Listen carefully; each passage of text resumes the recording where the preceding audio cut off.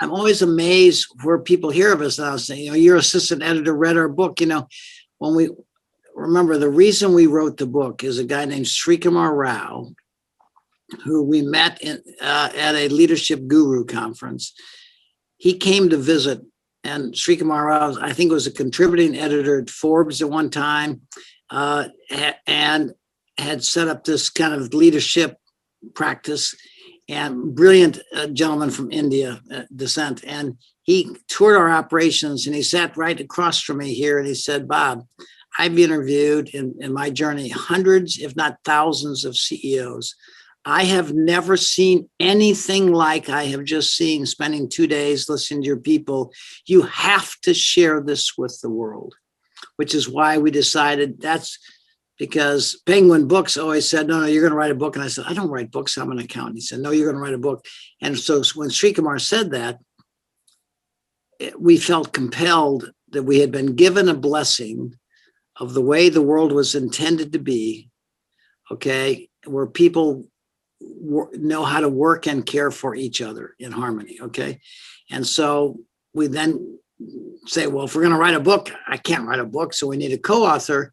So Raj Sisodia wrote the book on conscious capitalism with John Mackey of Whole Foods, is recommended to us. We call Raj and said, Srikumar Rao said we should write this book. Would you help us? And he said, Bob, I can't write a book about every nice company I hear about.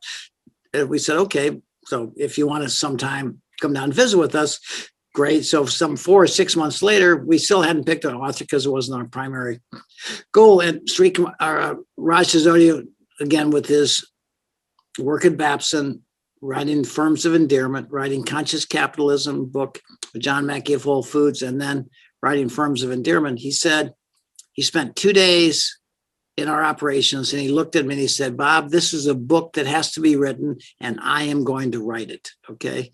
And he said it took him from conscious capitalism to how organizations can be a source of healing in the world. So I'll mention something to you, Chris, that I feel compelled to say. I was interviewed by Washington University organizational development professors a few years ago, and because they'd heard about our culture, they came out. So they interviewed for an hour and a half. At the end of the hour and a half, the professors looked at me and said, you're the first CEO I have ever talked to that never talked about your product. I said, we've been talking about our product for the last hour and a half. I'm not going to go to my grave proud of the machinery we build for companies. I'm going to go to my grave proud of the people who built that machinery.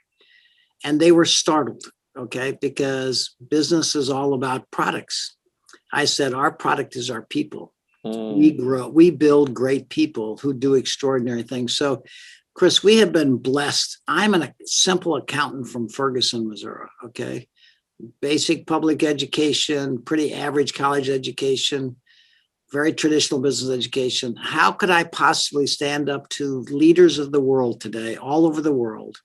Simon Sinek of the world, Bill Urey, world peace negotiators, Fordham universities, Jesuit universities are trying to embrace this. How could I have a message that McKinsey partners, Harvard professors say, I've never seen anything like this? How could a kid from Ferguson with an accounting degree possibly have a message that some of the leading thinkers of the world say, wow? So people like you, again, I'm really glad you gave that preamble, because you're a deep thinker. Clearly you are a deep thinker. And we need people like you. This is not our message, Chris. I didn't think of these things.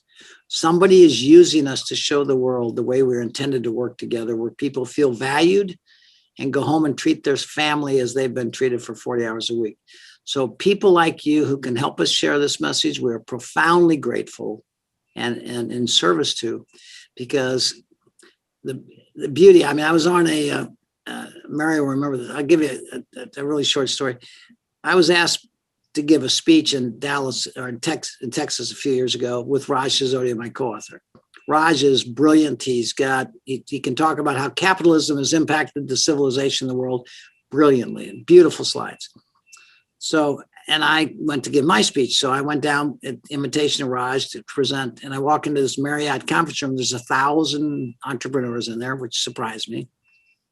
I hadn't paid much attention because it was just, I was doing a favor for Raj. So the organizer said, well, Raj, why don't you go first today? And Bob, you can go after Raj. I said, fine. So Raj gives a 45-minute presentation with slides on how capitalism has benefited society. Fabulous presentation. He gets a very nice round of applause after his hour.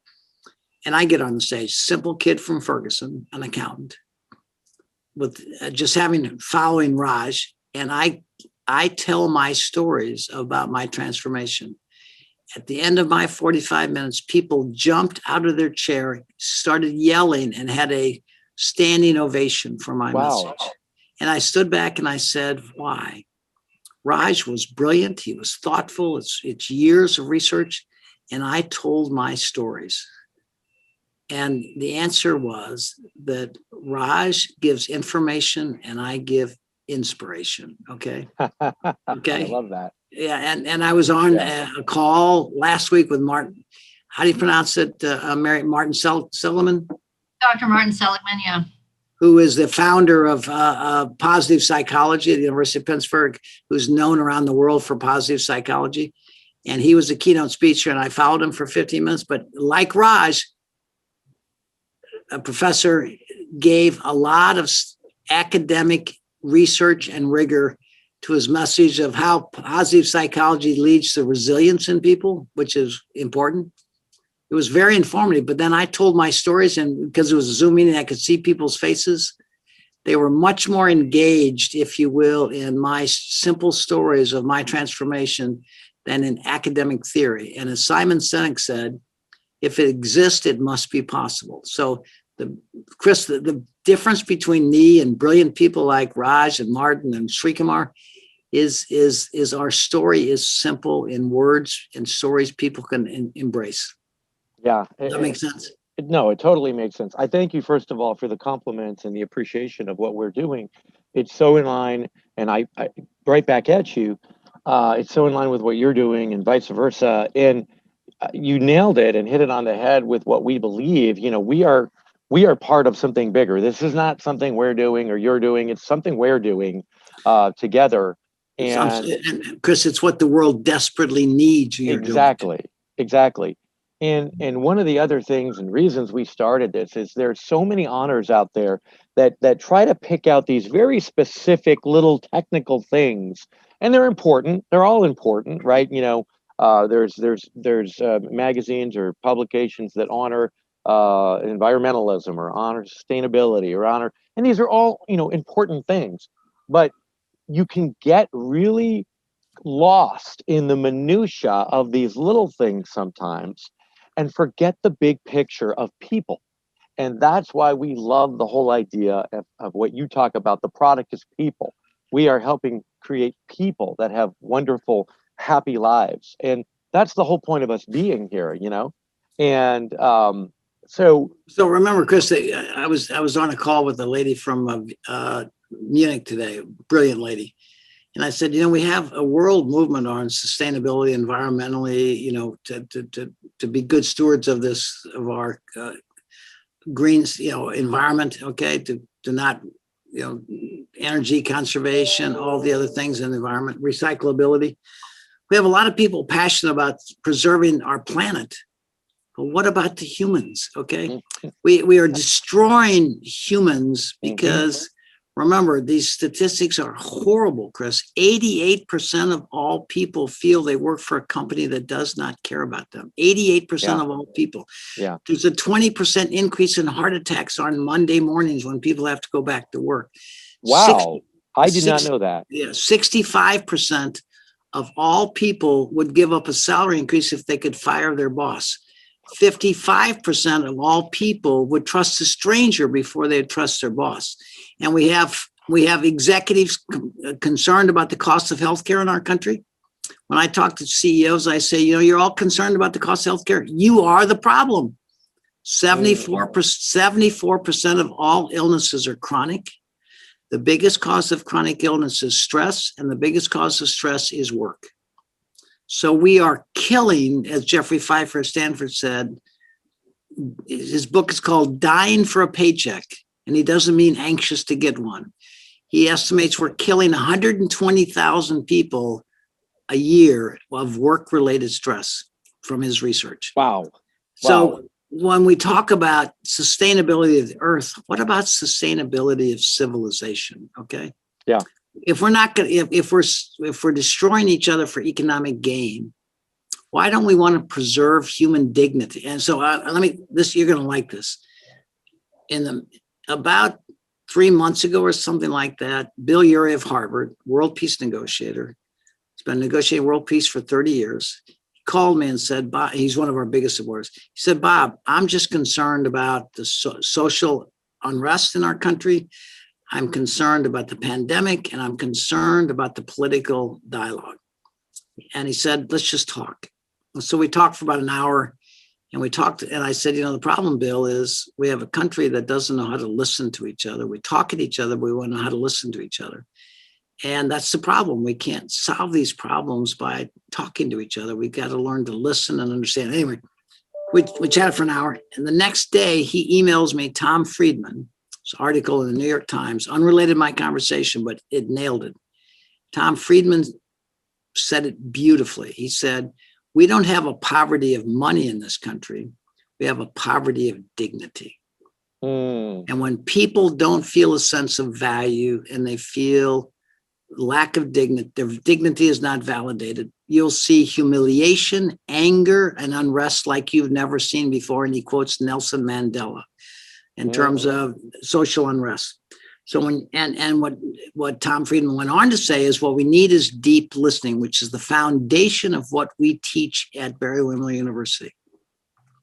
So here we have a world peace negotiator with the New York Times columnist articulately bringing these messages together and say, we have a poverty of dignity in this world. Because when we use people for organizational success, okay, we're using people, we are devaluing them as humans and viewing them as functions, okay? People who read my book, incredibly thoughtful people from the highest level of executive coaching in the world. Egon Zender, their topic coach called me after I read my book, and I said, what did you get out of my book? And he said, the biggest thing I got out of your book is the thought that everybody is somebody's precious child. They're not engineers, accountants, writers. When you look at somebody, the people you're interacting with as somebody's precious child, knowing that the way you lead them will profoundly affect their health and the way they go home and treat their family, it changes everything. How did you come to have this point of view? I know you went through a period of your time and a period of your life where you were doing everything the same way everybody else did. It's especially interesting, to know you came from being an accountant, because we don't identify accountants with coming up with and having these ideas normally, right? They're looking at the numbers. So if you come to have that. So if you go, Mary may fall asleep when I tell this because she's heard it 1,000 times, but it was a series of revelations. Okay. It was a very traditional business. I had undergraduate in accounting, MBA, Price Waterhouse. Then I ran a company, and I used all the tools I was taught and I observed when I was in business. Okay. Cutting costs, improving profitability, but it was always about me and my success. Okay. Why did I want to be profitable? Because I wanted to be proud. I was never taught to care. I was taught to create shareholder value. That was what I was taught. That is what is valued. And that's what I did. Okay. Even though I took a very struggling company and transformed it, I did it with traditional ideas applied in a very creative way.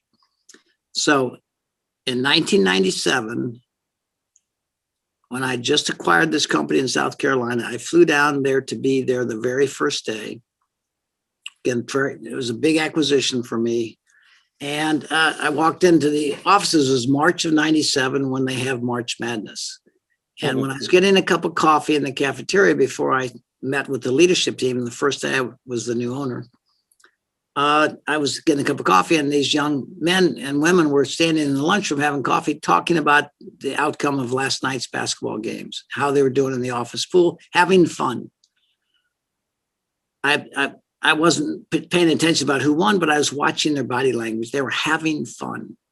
But the closer it got to 8 o'clock, you could just see the fun go out of their body. Now, I didn't have these thoughts at the time, Chris, but in hindsight, what was developing in my mind is, why do we call it work? Where do people express their gifts most fully? It's when they're having fun. And so I walked away, again, in hindsight, I put this together retrospectively. But what I realized that day is, why can't business be fun? Why do we call it work? Okay. That was the first. And I began doing some things to make it fun. And I saw dramatic changes in behavior and value creation. I mean, just dramatic, beyond my wildest expectation when we align having fun with creating value.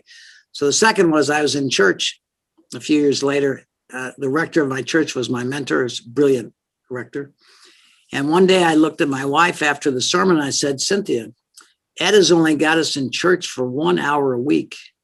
We have people in our care for 40 hours a week. We are 40 times more powerful than the church to influence people's lives. As I walked out of that church that day, I developed an expression that drives me today. Business could be the most powerful force of good in the world if we simply cared about the people we had the privilege to lead. Okay, because we have a dramatic impact on their personal life, not just the outcome of the company, but the way we treat them will affect the way they go home and treat them. And the final one, the one people love the most, is I was at a wedding. Good friend's daughter's getting married. I was sitting on the aisle as he walked his daughter down the aisle, very proud of his precious daughter. Everybody oohed and ah how precious she was. As they got to the altar, he took the hand of his daughter and he said, her mother and I give our daughter to be wed to this young man. And he sat down next to his wife and the ceremony continued. I'm sitting back there. My mind is in a different place. And I said to myself, having had walked two of my daughters down the aisle, that's not what that father meant to say. That's what he was told to say at the rehearsal dinner. What he meant to say was, look at young man. Her mother and I have brought this precious young lady into this world. We have given her all the love and care we could possibly give her so she could be who she's intended to be. And we expect you, young man, through this marriage, that you're going to continue, as she will with you, to allow her to be who she's meant to be in partnership with you. Do you understand that, young man? That's what every father wants to say as he gives his precious daughter away to somebody else. Then my mind went to the next spot. Oh my God, I said, this is all going on during the wedding. Oh my God, all 12,000 people that work for us around the world are just like that young lady and that young man. There's somebody's precious child that's placed in our care. And the way we treat them will profoundly affect their marriage and the way they raise their kids. And so I said, my biggest shift. I went from seeing people as a function for my success. You're a receptionist, you're an engineer, you're an accountant, you're a production worker, hourly. The biggest shift was that day, the accumulation of those other two experiences. I said, people are not functions. They're somebody's precious child, just like that young lady and young man. That expression around the world is what resonates most universally. And remember, Martin Seligman and Raj Sisodia, Srikumar Rao talk about educational theories, scientific theories on behavior. I talk about people being somebody's precious child. Everybody can relate to that. They are simple, transformative stories. So those are the three experiences that changed me from management to leadership. So the word management, one of the things I'd also say to you, Chris, I went to school, I took management classes, got a management degree, and I got a job in management. So what did I try and do? I tried to manage people. Why else would they call me a manager? Okay. Name anybody in your life you can manage, and name anybody in your life that wants to be managed. What we need to do is to be leaders, people who basically, just like parenting, bring out the best in the people we have the privilege of leading. And so leadership is the stewardship of the lives entrusted to you. Management is the manipulation of others for your success. So we have this broken language in all parts of our society, managers, bosses, and supervisors. We fire people, okay? We downgrade organization. We have an inhuman language to deal with human people that are our kids, our daughters, our mothers and fathers. So those transformational events. And the beauty is those stories are so simple, people can embrace it real easily. It's not a theory of dopamines and it's basic, simple stories that, and to this day, 15 years giving these speeches around the world, nobody has ever debated what I just said to you. It's just so far from what we teach and what is practice. Nobody debates. If I walk outside in the daytime, you can see the moon. Nobody debates there's the moon up there, but that doesn't mean they know how to get there. Mm-hmm. Okay. So nobody debates, not at Harvard, not at Stanford, not at McKinsey. Nobody debates what I just said. They just have no idea how to get there. And speaking to that, because that's a great issue. I mean, you are an amazing font of this dignity concept and this beauty, and it's so organic and so real. And I so appreciate you and what you've done and what you're doing as a human being. And then on another level, as someone who's promoting this concept and this idea, you've got this university, you've got this institute, you talk about these things all the time, and we have probably 10 different interviews we could do with you, and we'd love to do that. And I'd also love to have you writing some articles for us as well. In a nutshell, in a few minutes, do you have something that you can share with our viewers and our readers on, is there a quick way to get yourself, and maybe it's not so quick, but is there a effective way to get yourself into this mindset to do this in your company, that you teach, or that that you tell business leaders that can quickly kind of get them from where maybe you were to where they want to be? Yeah, I would say to you, first of all, Simon Sinek asked me to do a TED Talk about 8 years ago. And he said, Bob, it'll get your message out to the world. So I would say to you that I always say to people, number one, you can watch a 10-minute animated version of my TED Talk, 10 minutes, and say, how does this resonate with your heart? Okay. Because even though we gave that TED Talk about 7 or 8 years ago, it still is true to the fundamentals of the transformation. So, and I would say to you that when people watch the TED Talk, they get it. So the second thing, we wrote the book according to Raj, the first third of the book is called The Hero's Journey. Technically, it's called The Hero's Journey. How did I get from A to Z? And then how do you do it? Okay.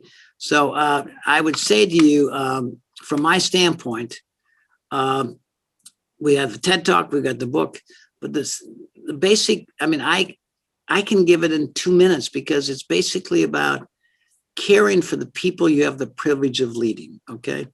Looking them not as functions for your success, but understanding that the way you treat them is going to be the major factor in their health and in the way they go home and live their lives in our communities. So right now, when you look, what I don't understand, Chris, is when you look at the statistics I gave you earlier, mm-hmm. and remember, I gave a speech at Brown University about 3 years ago, and I went up to Harvard ahead of time, and I said to Jan Rifkin, the chair of the MBA program, what is on the minds of university presidents? Because I'm going to be speaking to a group of international presidents. He said, it's called an epidemic of anguish. And I said, what's that? And he said, the rate of incoming students to our universities with anxiety and depression is at record levels. So I'm going to go back to this is pre-COVID. Mm-hmm. Our government thought that their purpose was to create peace and prosperity. So you could pursue your dreams, live in safety, and realize success. And prior to the pandemic, we had the lowest unemployment in 50 years. We were not sending young men and women off to war in various parts of the world. And we had a prosperous economy where virtually anybody who wanted a job could find one, and the stock market was strong. So we had, prior to the pandemic, the vision we had for a culture of peace and prosperity, okay? Why would we have the highest level of depression and anxiety we've ever had when we have peace and prosperity? Why? because people don't feel valued. They feel used for somebody else's gain. Okay. And so again, nobody debates this with me because it's such simple thoughts. And when you see people who are exposed to our message, and I mean, Doug Parker, the chairman of American Airlines, said he thought his goal was to build the world's biggest airline until he met me. Now he looks at his 125,000 people and his million passengers in a totally different way, which really gave him a higher calling. I would say to you, the people the Harvard, Bill Urey, world peace negotiator at Harvard, spent 2 days because Simon Sinek said, you've got to see this. He goes into our plant to interview several of our plants to interview people. And he said, I just saw the answer to world peace. I said, wait a second, you went into manufacturing in America and saw the answer to world peace? He said, yes, Bob. He said, I saw a place where people genuinely care for each other. Okay. And Simon Sinek said, I no longer am a nutty idealist. If it exists, it must be possible. So it validated his dream that business could be a powerful force for good in the world. So I'll go back this just because you seem to be incredibly talented and passionate about this. Jan Rifkin said the purpose of education in our country was originally to have an informed citizenry so we could have a democracy. That's what the founding fathers wanted, according to the professor I talked to at Harvard. But Henry Ford came along with the Industrial Revolution and mass production, and we needed skills. So what did our universities become? They became skills factories. They got raw material in, which is the best students they could. They processed them through the educational system, and then they sold them to the market for the highest price they could. And if they got a good price and good demand and good raw material coming in, they must be doing something right. What they forgot, they gave them engineering, accounting, scientists, all the professional skills, but they didn't give them human skills. Okay. We didn't create leaders. We created technical specialists. Okay.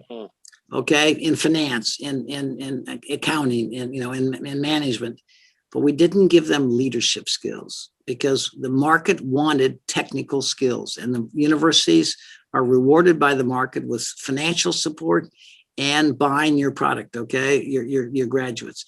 So what we've realized is that our leadership institute that's going out and helping companies awaken them to the need to care, to feeding the hungry, the people who want to do this. What we realized is we are treating cancer, but we're not curing cancer. The cure for cancer is education. We need in our education system to create technical skills, accounting, math, reading, speaking, but we need to equally create human skills so we can learn to live and work together and see the beauty in the people that we have the privilege of being with at work. And so what we have shifted, so we are still out trying to heal the brokenness of the world to the Leadership Institute, but now our major initiative is on universities. How do we teach people to become leaders? You wouldn't let a family member of yours go into an operating room, a doctor who had not been certified in surgery, okay? Why would you let a child of yours go work for somebody who's going to influence their health and life, who's not been taught to be a leader, okay? We just promote people. I just came off a JP Morgan young man who's come to me. I've now got 24 people in the office in St. Louis. Can you help me, Mr. Chapman? How can I be a leader? Because they just promoted me. I said, well, did they give you any program on skills? He said, no, they just promoted me. Okay, so it's kind of like saying to a nurse in the operating room, you've been in the operating room for a while. Do you want to try being a doctor for a while?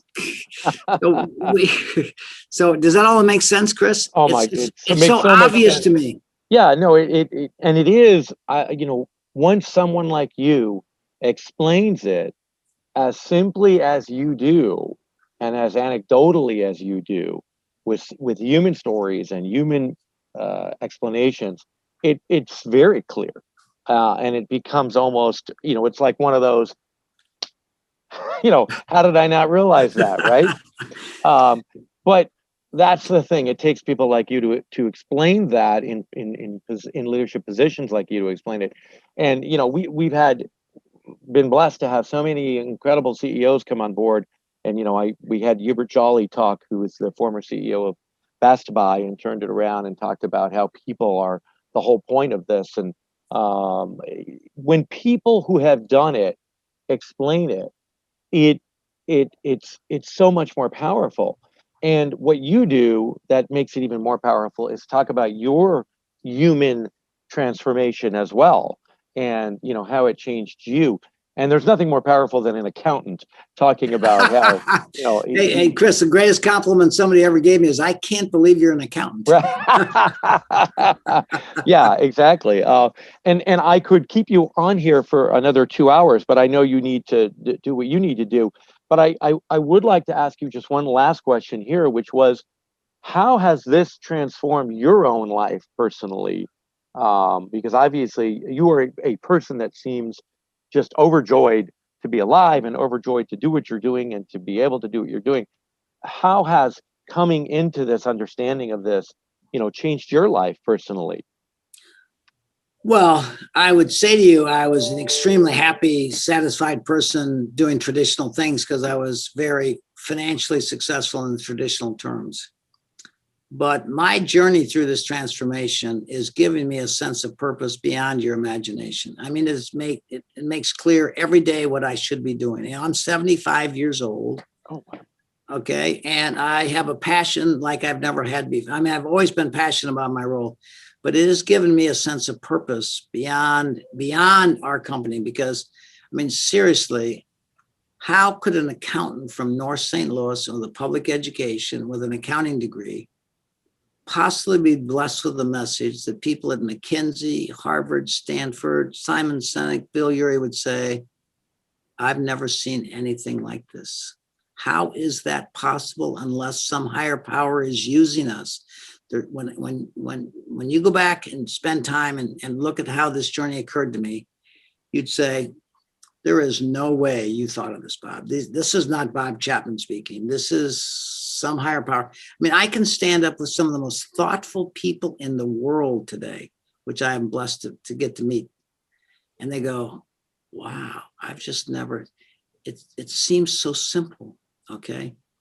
And people who read my book and watch the TED Talk, and then after I give a speech, they say, I read your book. I loved it. I watched your TED Talk, but boy, when I hear you personally get with passion, it just really is compelling. So, I mean, I would say to you, Chris, my goal, I feel this incredible sense of responsibility to take this blessing I've been given and share it with the world through medias and thoughtful people like you.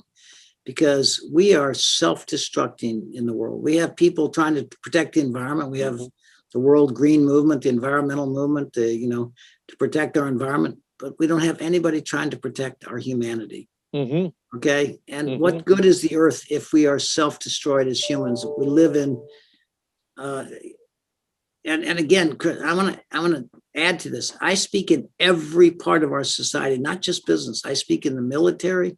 I spoke to 200 members of Congress. I speak in healthcare. I speak in nonprofits. It is broken everywhere. Okay. It's not just business. We don't have leaders who have the skills and the courage to care for the people. Okay. Why can't we teach, if we can teach military officers their primary responsibility is the men and women that care, why can't we teach business leaders their primary responsibility is the men and women in their care? Why can't we? We can. We can, and the impact is profound. I absolutely love that. And you hit it on the head when you talked about your passion for this, because it just explodes off the screen. And I'm sure in person, it's even 1,000 times more effective. You literally are on fire with this. And there is this energy that is obviously going way beyond you and fueling you. And we're so grateful to be able to share that. So I want to first of all thank you for taking this time. I'm going to also say we are going to expect that you help as much as you can to help us spread this, because we're going to really give you an opportunity to talk about this in a lot of ways. we're offering all of our CEOs the opportunity to write some articles for us, to be part of panels that we're doing. We're going to be doing all kinds of other interesting things, and there may be even some possibility of doing some kind of a partnership with your educational um,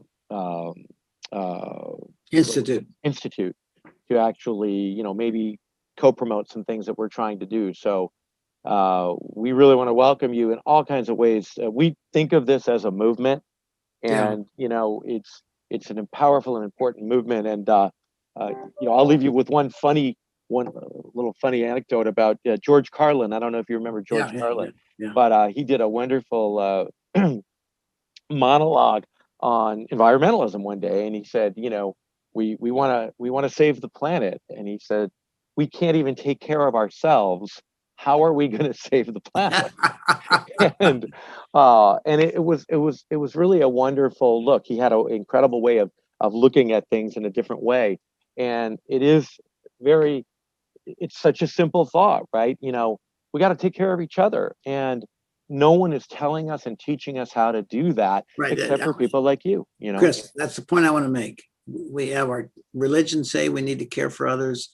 We have good people in the world saying we need to care for others, and we say that. But what we don't realize is it's like saying we need to start speaking Chinese on Monday. Okay? This is a teachable skill. You can't ask people to care. You have to teach people to care. That's what I want. And so that's what we learned. And remember, it starts with empathetic listening, where we listen to understand, not listen to judge, which we certainly see the brokenness in Congress, okay? Around recognition and celebration, looking for the goodness in people and holding it up and focus on the goodness, not the brokenness of the world. And 3, culture of service. We teach, how do you seize the opportunity to serve others? As Bill Urey summarizes it beautifully, we need to move from a me-centric world to a we-centric world, where people genuinely think of others first. That will save the environment, because it's hard to care about the environment unless you feel cared for yourself, okay? And what we find when we launch this is care is contagious. When I treat you with respect and dignity and send you home with a sense of purpose, being valued, it turns out that you treat others to the left and right of you at work the way you've been treated. The good news is caring is contagious, and you don't need to take a shot to stop it, okay? It is one of those contagious things that's good in the world, okay? Caring is contagious. If we can just spark and light that, and if you've ever been to a Christmas Eve service where you light a candle, then you light another candle, and you pass that lighter down, and all of a sudden the church is lit up.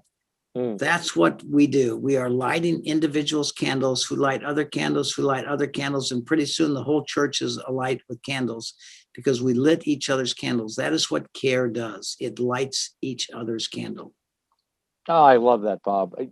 Thank you. What a perfect punctuation on everything you said. And to be continued, because we're going to continue this in many ways. And one last thing, you are contagious. Bob, I'd love to hang out with you half of the day. I would just truly enjoy Mary that. tells you, Mary will tell you that's highly overrated. But remember, we need voices like yours around the world, elevating this message to places, because if I say it, it will have one meaning. When you say it, it validates. It's a validation, okay? So we need voices like yours with your background and passion and team to take this message and shape it in a way with your skills, as Mary does, so people can hear it and they start hearing the drumbeat growing around the world. That's why we're working with Harvard. That's why the Harvard's using our case studies for all their graduate schools. 28 other universities are using our case studies. We got the TED Talk. We've got, I gave a talk to dozens of people in India the other day. The Humanistic Organization, I talked to 200 people the other day. Sarasota, Florida, Western Florida Businessman Association, we're going to speak to 300 or 400 people. We need, the drumbeat needs to come out, but organizations like yours are what we desperately need to embrace this, not for a story, but to make a difference in the world. That's what we need. Bob, it's incredible. It's like you're in my head because you are saying exactly what it is that this is all about. We didn't want this to be, one story or one feature that we did here and there. But this whole section is devoted to this concept and this idea because there needs to be something that's devoted to this on a daily basis, not just incremental or from time to time writing a nice article about it. Yeah, exactly. Right. This There needs to be a something- cadence of voices rising up in the country to say, exactly, just like in the exactly, environment. exactly. Not only do we need to save the environment, we need to save humanity. I love that, Bob. Thank you so much.